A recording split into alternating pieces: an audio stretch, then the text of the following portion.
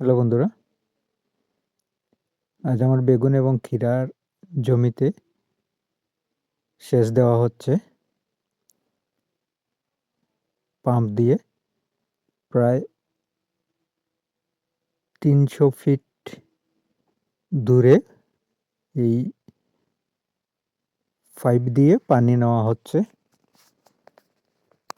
আমার যেই ভাসমান করলা করছি যে পুকুরের উপর, ওই পুকুর থেকে ৩০০ ফিটের উপরে হবে।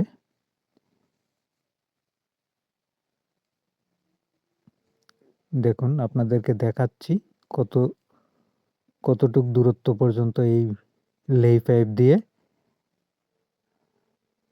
পানি নেওয়া হয়েছে।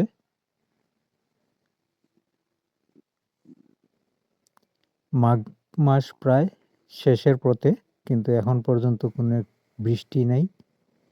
জমিগুলা দুদু মরুভূমিতে রূপান্তরিত হয়েছে। এই সেচ অনিবার্য। যারা এই সবজি চাষ করে থাকেন তাদের অবস্থা মোটামুটি খারাপ হয়ে যাচ্ছে, কারণ সেচের অনেক একটা খরচা আসে।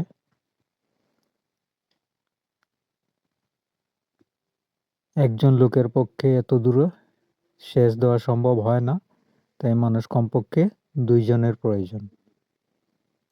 তাই আমি আমার আরেকটি ভাই ২ জন মিলে আজকে সেচ দিলাম। সেচ দেওয়া কমপ্লিট হতে হতে সন্ধ্যা ৭টা হয়ে গেছে, তাই সেচের পরবর্তী ধাপ আপনাদেরকে দেখাতে পারি নাই, শেয়ার করতে পারি নাই। সন্ধ্যা হয়ে গেছে, অন্ধকারের মধ্যে ভিডিওর ভালো হবে না। কালকে আপনাদেরকে দেখিয়ে দেব যে সেচ দেওয়ার পর জমি কি অবস্থা। এই দেখুন, এই হচ্ছে আমার ক্ষীরা এবং বেগুনের জমি। ওইদিকে কিছু রোপণ করি না এখনো, ওই কালকে থেকে ঢেঁড়স রোপণ করব। ওই যে জমিটা দেখতেছেন, ওইটাতে কালকে থেকে ঢেঁড়স রোপণ করব। এই সামনে মধ্যের জমিটা হচ্ছে ক্ষীরা এবং পরের জমিটা হচ্ছে বেগুন।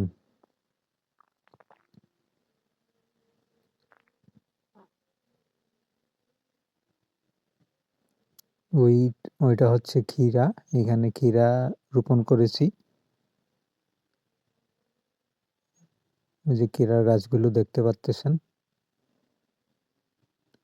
শুধুমাত্র সেচের অভাবে গাছগুলা এখনো বাড়তে পারতেছে না। আশা করি আজকে সেচ দেওয়া হয়েছে, ২-১ দিনের ভিতরেই গাছগুলা সতেজ হয়ে পড়বে। তাই আমার জন্য আপনারা দোয়া আশীর্বাদ করবেন, আর আমার প্রোফাইলটি একটু ফলো দিয়ে লাইক শেয়ার কমেন্ট করবেন, করে দিয়ে পাশে থাকবেন। আপনাদের কাছে এই একটা অনুরোধ, একটা চাওয়া আমার। আর আমার ইউটিউব চ্যানেলটি একটু সাবস্ক্রাইব করবেন। আমার ইউটিউব চ্যানেলের নাম আরবার বলতেছি, আমার কৃষি। ওইটাতে একটু সাবস্ক্রাইব করে দিবেন। আজ এই পর্যন্তই। ধন্যবাদ সবাইকে। ভালো থাকবেন, সুস্থ থাকবেন।